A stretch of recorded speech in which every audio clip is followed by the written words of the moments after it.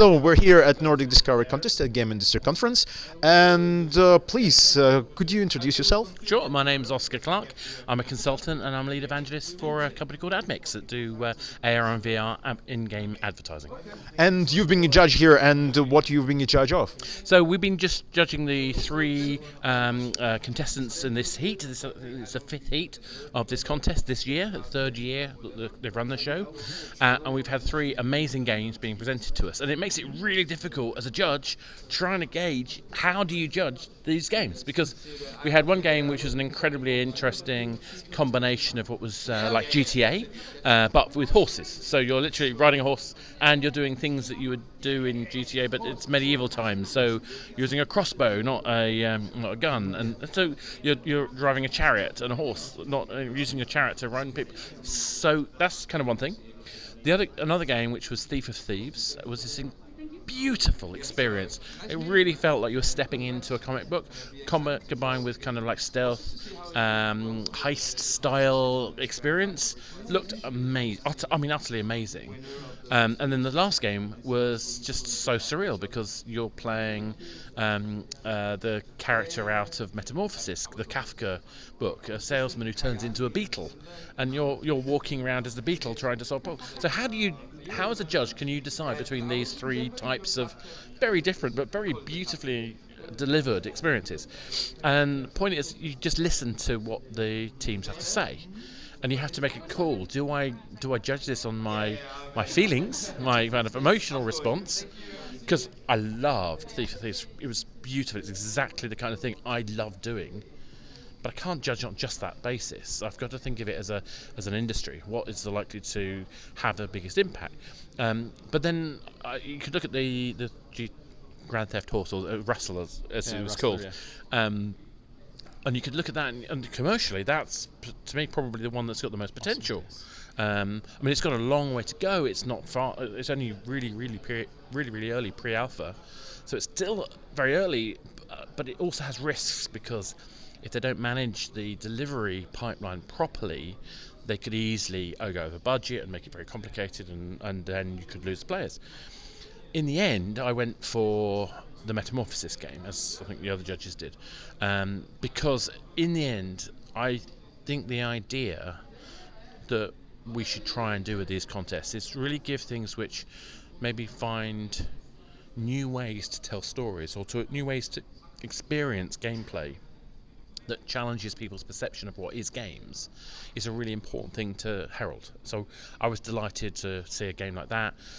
If that encourages a few more people to read that kind of literature, fantastic. But also the other way around, if that encourages people who maybe don't consider games to be a serious medium, they need to see things like that and understand how it changes your perception if you embody the whole experience. Immersion. Yeah, that immersion. I was going to ask, and I didn't in the end, whether they were going to do an AR or VR version of that, because I actually think it would be amazing. I don't know if anyone remembers playing Alien vs Predator. I loved the moment when I first climbed up onto a wall, yes, and ran around on the ceiling. There was something amazing about that experience, and I think that if you did that kind of game in a VR experience, or an AR, well, probably a VR experience, the immersion would be incredible. The risk, though, is how do you control play. So it's a great experience, and I've been lucky enough to be a judge a couple of times with these guys, and obviously I do judging for things like the Big Indie Pitch. So it's really great to be able to sort of see new talent, showing off new content, showing off the possibilities of what games can do. Awesome. It was a great discovery round this time. And could you tell us what is the purpose of this? You've seen a lot of Nordic discoveries. What is the purpose of it, and how to participate in it? Yeah, so the thing is, essentially, it's a great opportunity for anyone who's got a game to get in front of larger audiences, to be taken notice of. All of these competitions are really focused around the idea of, if you've got talent, present it. There are several things you get out of it. Even if you don't win, even if you don't get through, you have to go through that crucible of being told by your peers, by industry professionals, what they think of your game. And you have to be able to make the case for the concept that you're presenting. So the feedback you get is incredibly valuable, the responses you get are incredibly valuable, and the act of trying to communicate what you're trying to do is actually hugely beneficial. It means that you can focus much more clearly on what you're doing. So even if that's all you get, that's amazing. But even more than that is when you're in front of people, particularly if you get to the grand final, you have an audience of people who know that you've gone through all those steps, and then you get the chance to be, as they say, discovered. That's really what this is about. It's the chance to be found by your peers in the industry, hopefully build a community and an audience around you, and maybe, just maybe, there's an investor in the room or there's a publisher in the room, and they can help you get across that last mile. Yeah. But to take part in it, obviously you need to go look at the website and sign up, present your game, and basically have a game that you can show off and talk about.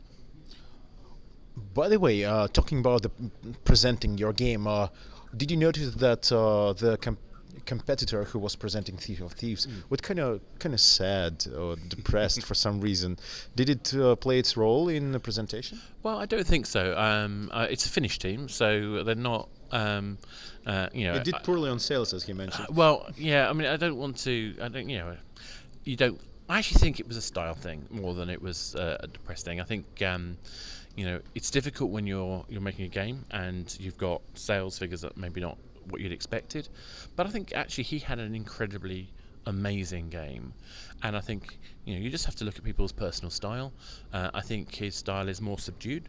I don't think that you take that negatively, because I'm used to talking to a lot of people who are Finnish. It's quite common for Finnish people to be a little bit more not reserved, that's the wrong word, but not necessarily as enthusiastic as someone like me. I tend to be really big and loud, but that doesn't necessarily mean you should take that as a problem. Our job as judges is to see through that and see the person and their talent and talk about it. And every single team was incredibly talented and very capable, and the fact that they had those 3 games against each other was probably one of the toughest judging processes that I've ever had to do. Thank you very much. Thank you very much. And are you going to present anything of yours anywhere soon? Not this time, because I've only started with AdMix recently, so we haven't sort of signed ourselves up for talks just yet. But obviously, I'm always going to be talking to lots and lots of game developers, and it's great when you can find people who are making games, particularly in a space like VR and AR, where it has been difficult for people to be able to get a return on that. And we've been able to sort of help people start making an income in that space, which is an incredibly interesting thing. So I'm sure I'll talk about AdMix a lot soon. Hopefully, and many times. Thank you very much. Thank you very much. Stay around. Pleasure. Thank you. Pleasure.